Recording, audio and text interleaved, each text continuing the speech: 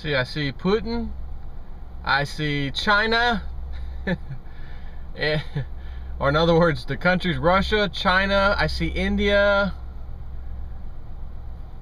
And I'm not sure what the other two nations are, but these are, I mean, as far as their leaders, these are the BRICS nations. Russia.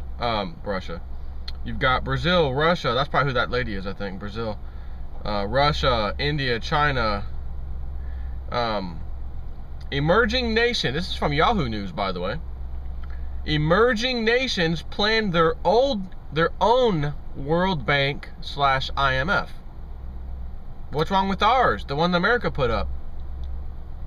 No? No good? Oh, let's see. Fed up with U.S. dominance of the global financial system, 5 emerging market powers this week will launch their own versions of the World Bank and the International Monetary Fund. I was just talking with Pastor Dowell 2 days ago. He was asking, what's going on with the BRICS nations and stuff? What are they doing? And I said, I think they're literally having a meeting like now, either this weekend or this week, in regards to them creating their own financial system and that sort of thing. And I'm not sure what the agreement's going to be, but I think they're about to have a meeting about that right now. So apparently they have. And so Brazil, Russia, India, China, and South Africa, that's the other one. These so-called BRICS countries are seeking, quote, alternatives to the existing world order, said Harold Trencunas, director of the Latin America Initiative at the Brookings Institution. That's an interesting quote, Mr. Harold. Alternatives to the existing world order. You don't suppose we're getting ready for a new world order as far as these guys are concerned? Mr. Harold Trencunas, Brookings Institution? Yeah, okay. Once I saw Brookings Institution, that's all I needed to hear. Yeah. So, I got a sneaky suspicion. I don't know if these countries are all for the New World Order. Apparently, they may have a New World Order, and unfortunately, it may not be what Papa Bush Sr.'s vision was back in the early 90s when he first announced it on, was it September 11th, 1991? Exactly 10 years to the date of September 11th, 2001, terrorist attacks, in which you might argue it appears we've branched out ever since that event and have kind of started to try to create a new world order by force. Doesn't seem to be working too well. At a summit Tuesday through Thursday in Brazil, the 5 countries, that's this week, will unveil a $100 billion fund to fight financial crises, their version of the IMF.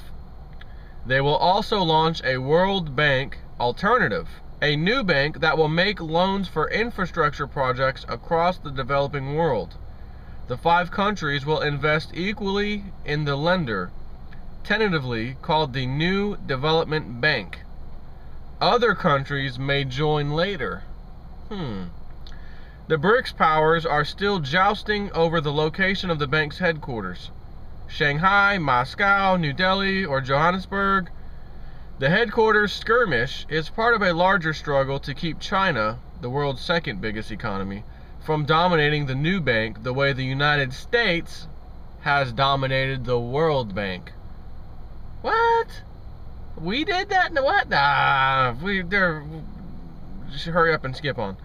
The bloc comprises countries with vastly different economies, foreign policy aims, and political systems, from India's raucous democracy to China's one-party state. Whatever their differences, the BRICS countries have a shared desire for a bigger voice in global economic activity. Each has had painful experiences with Western financial dominance. You don't say. They've contended with economic sanctions imposed by Western powers, i.e. the United States, or they've been forced to make painful budget cuts and meet other strict conditions to qualify for emergency IMF loans. Austerity, austerity, austerity, fire all these government employees. You should be able to make more money at that point, and then you can start paying back these loans, only to find out you're still in bad condition. Matter of fact, getting worse, and you've got these loans to pay back. So the IMF says, why don't you just start selling off part of your country's infrastructure to private parties and let them buy them for the much needed cash you need to pay these loans back, only to find out once again, when it's all said and done, they will have sold off all the private, or what they call privatization, sell off all the infrastructure, public purse, so to speak, to these private investors who are globalists. They don't care where they live or what, you know, it's not like they have waving an American flag or waving a Chinese flag. These people don't care where they live. All they know is, I need profit, I need my shareholders to be happy, and don't tell me that your country is going through some kind of economic hardship right now. I don't want to hear it. I own your water system, I own the trash collection system, and I own your electric grid now, thanks to selling it off to us. And we are raising rates because it is time. Again, don't give me any crap about that you're suffering, it's hard. We own it, pay up. That's how that goes. So the BRICS nations are saying, you know what? I don't know if we like that idea anymore. And as a matter of fact, I would venture and say, what do you mean you don't know if you like that idea anymore? Like, what took you so long in the first place to see what was happening and deal with it finally? And I think I might know the answer. Matter of fact, I like to think of myself as a pretty sharp guy that studies a lot of different stuff, geopolitically and whatnot. And I got a sneaky suspicion that if any other countries didn't play ball with us, we just basically invade you. And there's a whole lot of countries out there who didn't want to play ball with us. They didn't want us to keep using our dollar, and namely two in particular, Iraq and Iran. How many years have you been alive hearing those names? And they're bad guys, we got to go after them, and by chance they just didn't want to use our dollar. Out of all the other terrorist countries in the world, those two stood out to us. And for some reason, which thankfully, at least so far anyways, Iran, or Iran, has not been attacked by us. We've tried, you've heard the war drums being beat over and over and over, and it's like, okay, you've been beating those drums every few years, it keeps coming up, and in each of those few years when it comes up, it's just as deadly and dangerous and weapons of mass destruction crap as it was the last time. And now that this has been going on for over a decade, easily, decade and a half or so, don't you think something would have happened by now? I mean, the average person, wouldn't you have thought something would have happened by now from as much crap as my government and the CNN and mainstream media news has been telling us how bad these countries are, and Iran, we got to deal with them, and all of a sudden, something's going to happen. Yet, over at least a decade, at least, you're right, the decade's 2004 now. We've been hearing about this since the 90s, so, a couple of decades. Nothing has happened. That just goes to show you, unequivocally, war, as General Smedley Butler said, war is a racket. It always has been, it always will be. War is a racket.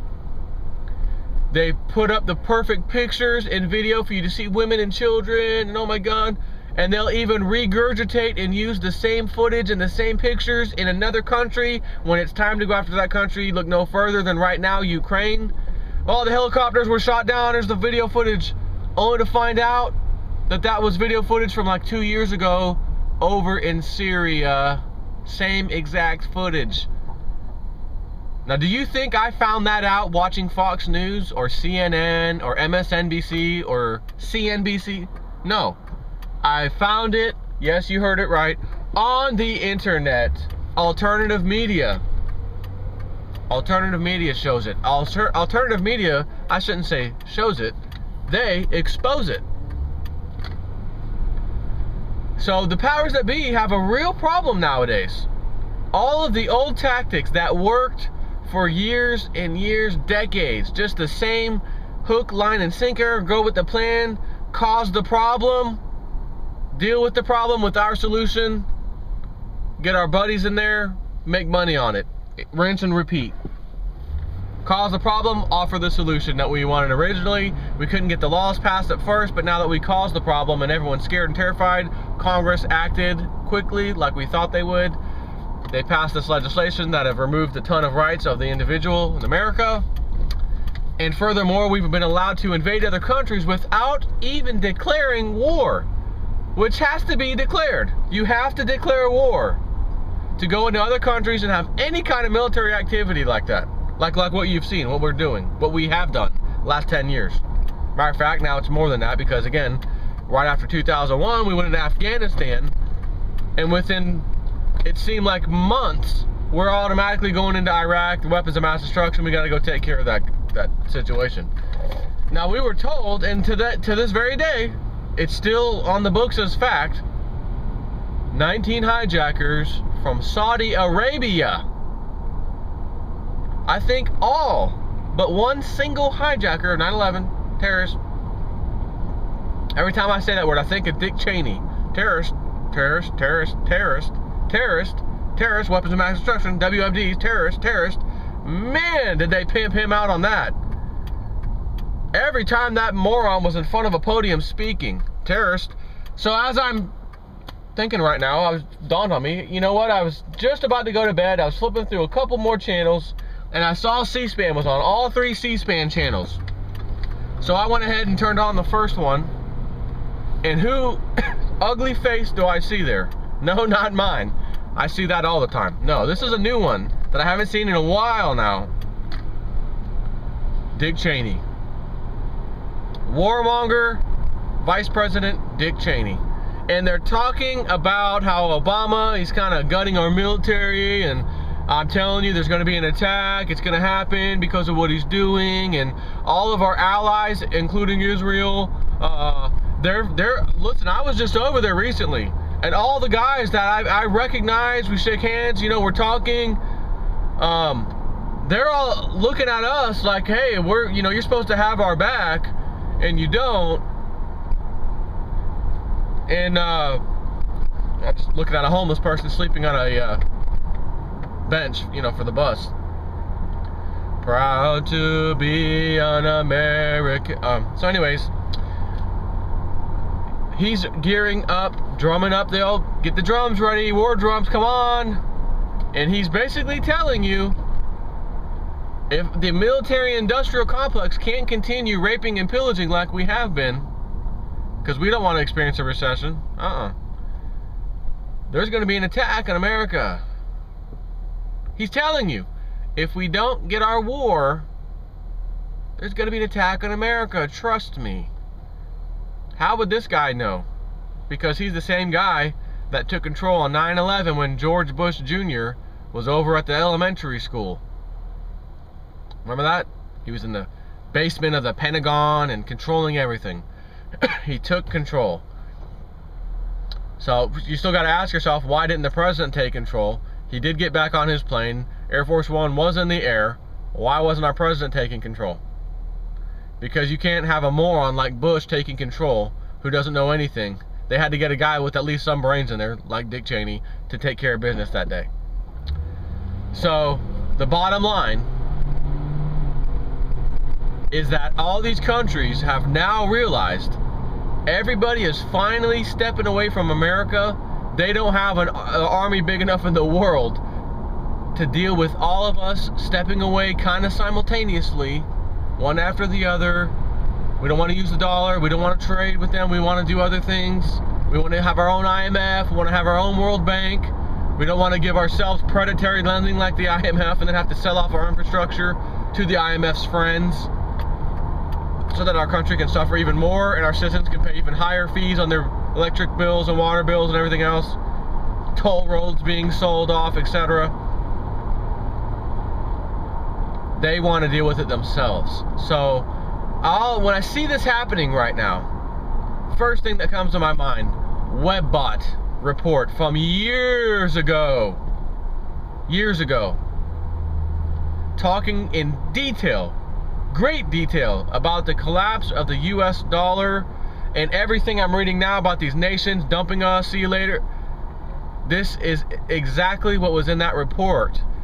And I mentioned this one particular aspect before, but it seems like I gotta just say it again, because it was kind of the peak of how bad it could get, I guess you could say, in America, or for Americans abroad.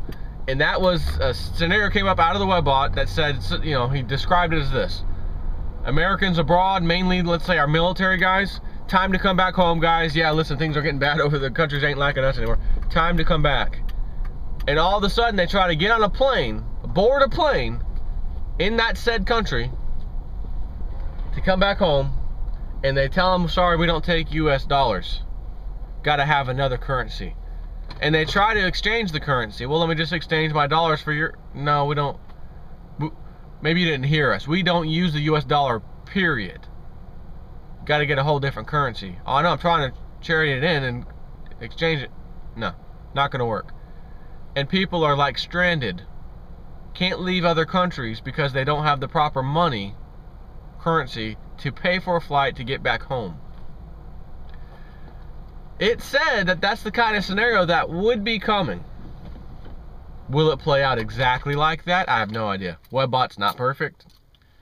But as I see this kind of thing happening, and I see even our pal Saudi Arabia saying, yeah, we're going to kind of look at some other countries now. Thanks, America. It was nice working with you all these years, you know, as far as oil goes. And then we have France also saying the same thing. We may need to look at other things other than the US dollar and start working with some of these other countries.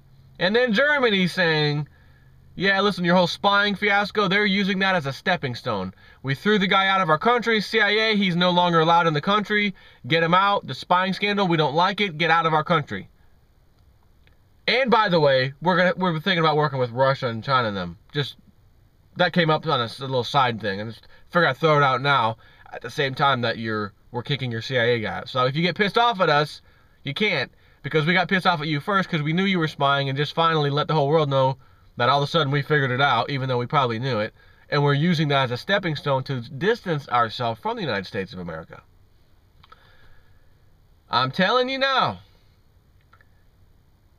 history shows there is no superpower, world's best economy country in the world, in all of history, that could withstand, as they say, the stand of time, or the sands of time.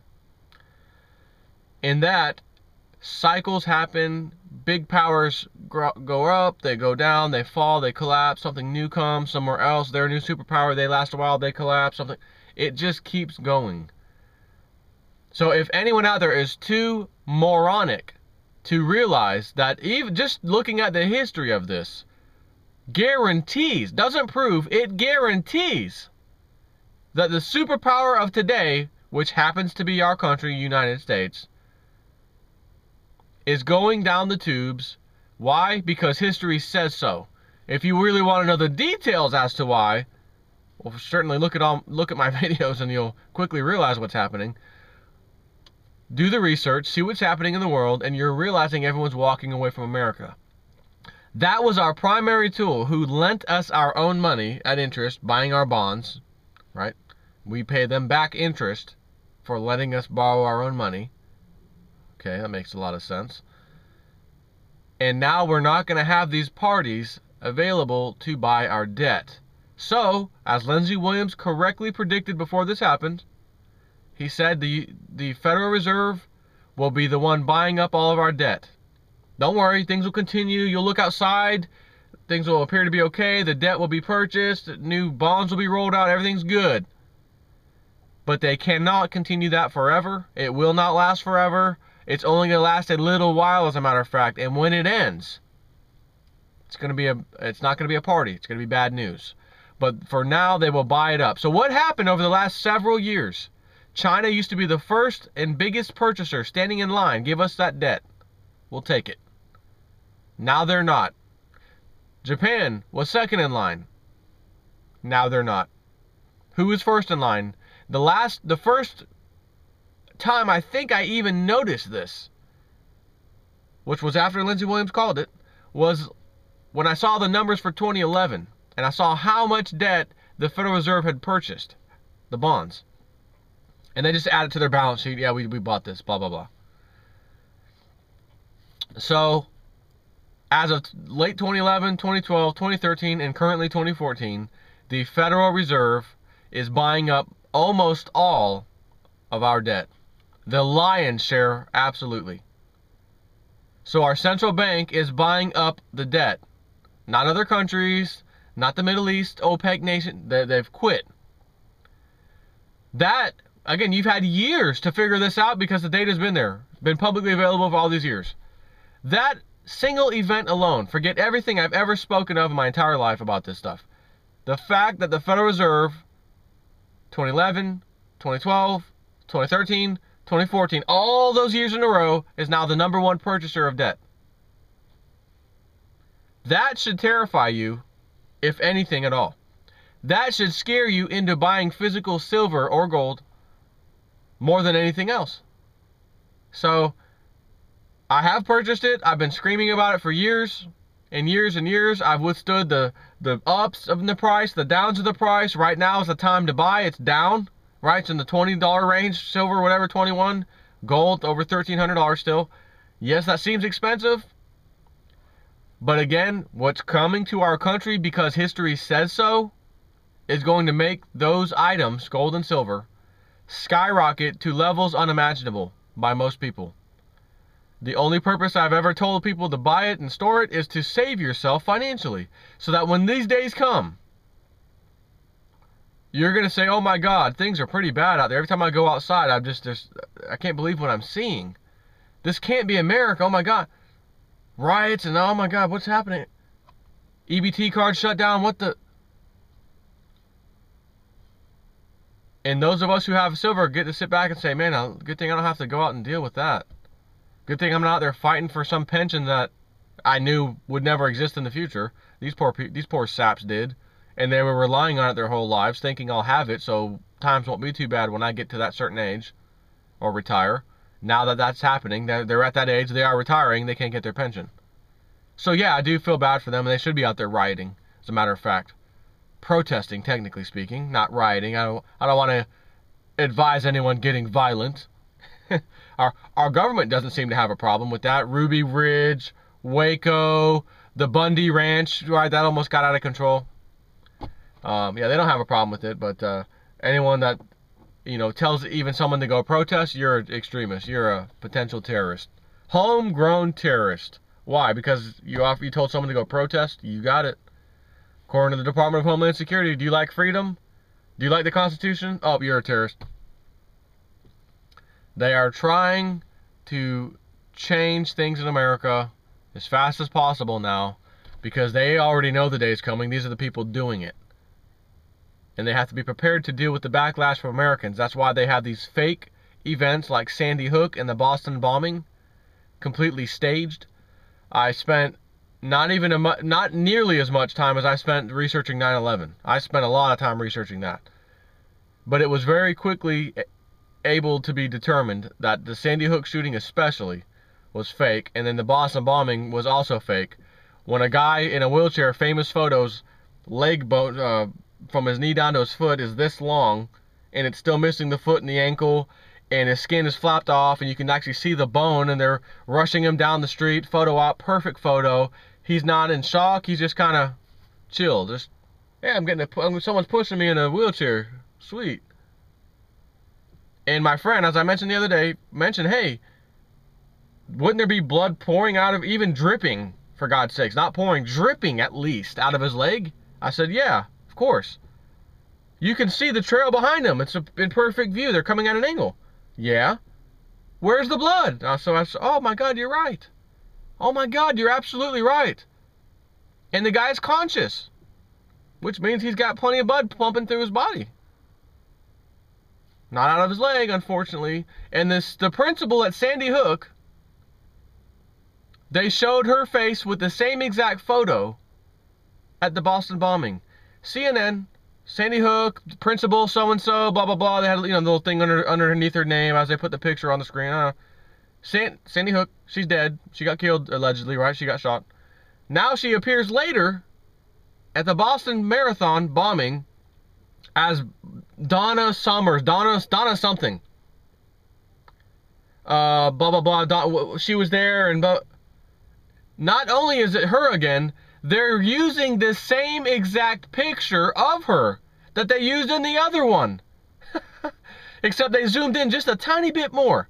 But you can still see things about her, the way her shirt, you know, things that are sticking out on her body. It's identical. And then you have the 3 famous police officers that showed up on scene, and they went on a 60 Minutes interview, and what did you see when you got there? And they got the big built guy, bald head, you got the 3 stripes, he's a lieutenant. They got the chubby guy to the right, you know, the 3 Stooges. They got the chubby guy to the right, and then the dark-haired, receding hairline guy on the left side. These guys are Connecticut police officers. They were on site, they saw what happened. Okay. These same 3, you mean to tell me the 3 Stooges are also, like the principal, at the Boston Marathon bombing? And not only that, they're together within 2 feet of each other running, and in one photo, one's reaching into a completely dark black backpack, kind of like the ones that the bomb said they went off. That's interesting. And the other one, they're on the radio, he's like, you know, trying to key up or something on the mic. Okay, Connecticut police, Boston Marathon bombings, and they had the insignia of a private military contractor. It's a little, I think a little triangle with a skull maybe in it. I forget what the sign is now. All 3 of them. So they now are private military contractors. So are they police officers in Connecticut that happen to be at the Sandy Hook shooting? Or are they private military contractors that just so happen to be present for the Boston Marathon bombing, wearing black backpacks in which they said the bomb went off in? Which one is it? Or is it both? It is both. Because both events were staged. And I'm not going to go into how much other details I have to prove it.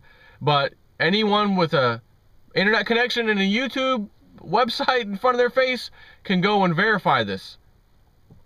Boston bombing hoax. Sandy Hook hoax. Just type it in and see what you're presented with. Before you write this off and say, oh my God, this guy's a moron. Just go take a look. Do it for yourself. And I guarantee you at least 1 or 10 things will come out and stand out to you like, oh my God, I did not know that. Why are the people walking inside the firehouse pretty calmly when they're supposed to be rushed out of the school? They're walking out one door, going in a circle, walking back in another door of the firehouse, and then coming out the original door and just continually aimlessly walking in a circle thanks to the local news helicopter that was filming this for the news agency. You see this big circle here of people going around. Does that sound like an active shooter, people run situation? You just keep walking in a circle. Why? To make it look like there's hundreds and hundreds of people. Because there were not hundreds and hundreds of people. There were very few people. All actors, all paid to do this. Again, go look at these videos before you tell me I'm a moron. And then after you watch any of these and see multiple things that will stand out, then ask yourself, what in the hell did I just watch? What in the hell is going on here? Because what I thought I knew, and now seeing this, and they're not talking about, you know, some guy on this blog writing stuff. I'm talking about live footage that happened at the time, people who are on screen speaking, a big giant sign flashing behind Gene Rosen, the guy with the little kids came to my house, and I took them in, and they, you know, fed them popsicles and gave them little teddy bears and told them their teacher had just died. And really, while he's giving this interview to the news channel on that day, right behind him is one of those giant, massive blinking signs that, you know, says like, you know, right lane closed ahead, you know, the big ones, the kind you can trailer out, like that the maintenance crew, county crew would use in your, you know, again, right lane closed, those kind of things. And it says all participants must check in here.